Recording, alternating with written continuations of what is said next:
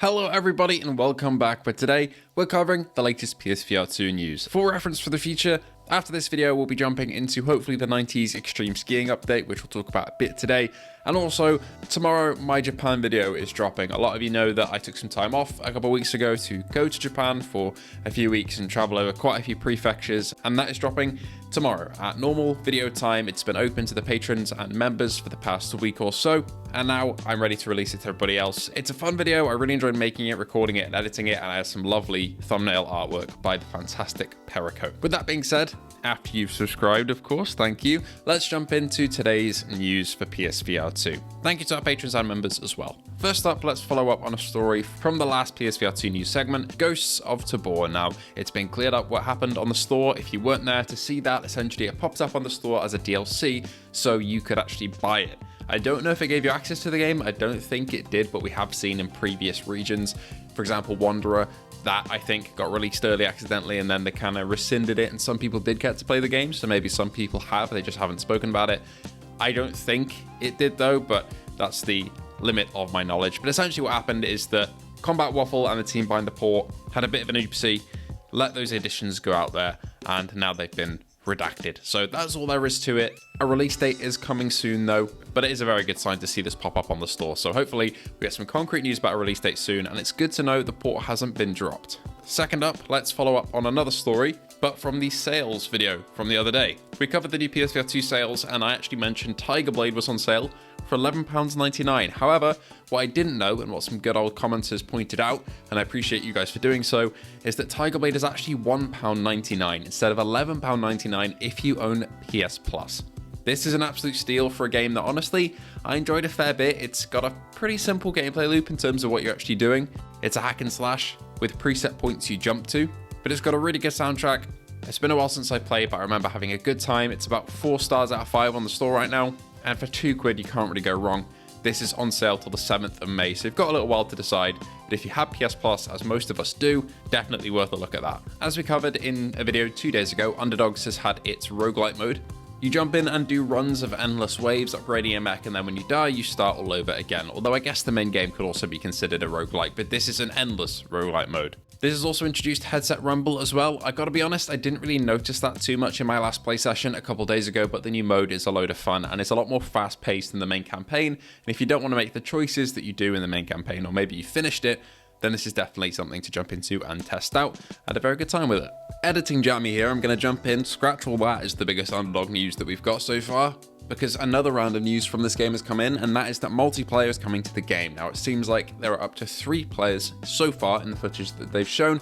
The entirety of One Hunter Studio is working on multiplayer, and it looks fantastic. I cannot wait to jump in, and that was just announced out of nowhere today. 90s Extreme Skiing has just got another DLC.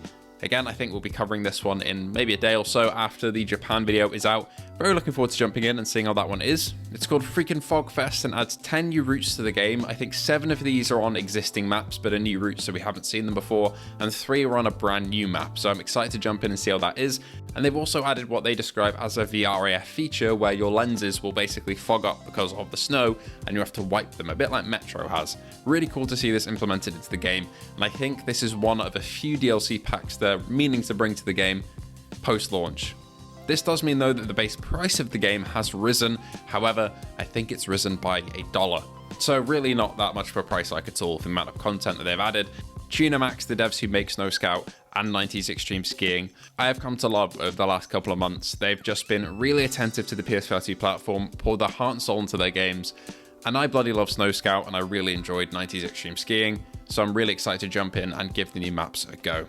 So if you've never heard of this game, I'd recommend jumping in and having a look at my older review video on the base game, 90s Extreme Skiing, and maybe of Snow Scout as well, and then waiting for the update video that I'll be doing in the next couple of days. I really enjoy it though, and I hope you do too if you end up picking it up. For a PSVR2 adjacent story, Pools VR is getting a PC VR mode on May 30th. Pools VR is a liminal space quote-unquote horror game because there's no actual horror elements in it, like traditional jump scares or anything like that. There's nothing chasing you, it's just a game where you explore liminal pools, and it's kind of freaky. I certainly see this backrooms aesthetic as unnerving, and official PC VR support is a very good thing to see it come as soon as the end of May. Why is this relevant to PSVR 2? Well, after the PCVR port is done, they're focusing on the PSVR 2 port, so we should hopefully see some news about that fairly soon after. For quite a big story for this PSVR 2 news segment, God, we've been having some busy news segments over the last couple of weeks. It's been a lot to keep up with, and it just keeps on coming. Anyway, Aces of Thunder is getting a hybrid mode.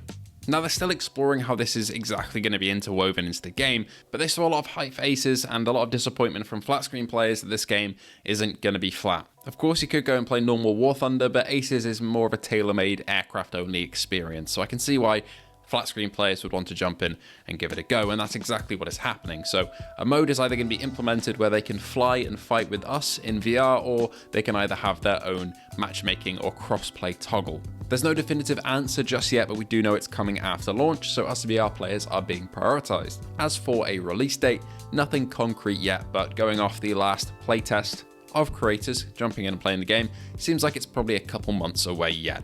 But it's good news for people like us who have flat screen only friends and are looking for more experiences to jump in and play with them. Let's add that to a list of games like Phasmophobia and Demeo that we can play hybrid with our buddies. Quite a few games are leaving PS Plus Premium at the end of this month, I believe, or fairly soon at least, and this does include some PSVR 2 titles. For me, I'm not really a fan of the subscription models like this, where I have to pay more to get access to games for a little while. It kind of puts pressure on me to play certain games at certain times rather than taking it as I want it, but a lot of people do use this service, so the games that are leaving are Walkabout Mini Golf, which is very sad to see. I love Walkabout. Synth Riders, which is a great rhythm game, Ghostbusters, Rise of the Ghost Lord, Before Your Eyes, The Walking Dead Saints and Sinners, Chapter 1 and Chapter 2. Some great titles that sucks to see leave here, because especially for new PSVR 2 players, I do see the benefit of being able to just kind of maybe pay for a month and try out a load of VR games and see what you like. Unfortunately, we're losing a couple of the big hitters there, but a lot of these games do go on sale fairly often, so hopefully they'll still get played. We all know that Walltown is coming to PSVR 2 in the not too distant future. This is by the VR studio that made The Room, and the reviews for this game have been nothing short of glowing. They say it's one of the best VR games of the year, one of the best VR games in a very long time, and one of the best standalone games ever made. And we know that there are going to be a lot of upgrades to the PSVR 2 and PCVR versions in terms of the visuals, so we won't be getting these standalone graphics, even though they do admittedly look very good. But we are getting an upgraded version of the game. Now, this is a bit of a spooky and puzzly game with apparently a great story, so I'm excited to get stuck in, but I'm going to avoid most of the stuff about it until I can actually get hands on myself. PSVR 2 game Walltown Wonders also has a release date now of May 7th. I can confirm I have access to this one, and I will be jumping in fairly shortly to get my review underway. This is a bit of a management town sim, but in the wool of a virtual environment, which is very cute.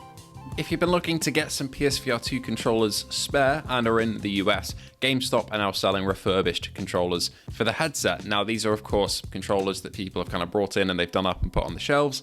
However, these are going to be very pricey. They're about $80 per controller. Now, I'd say if you're really in the market to get some new controllers, but your controllers do work, you just want a spare pair eventually, I'd say wait until summer, because apparently in summer, in the June Apple event, we're maybe going to be getting the PSVR 2 Sense controllers sold separately directly from Apple, as they will be integrated into the Vision Pro OS system.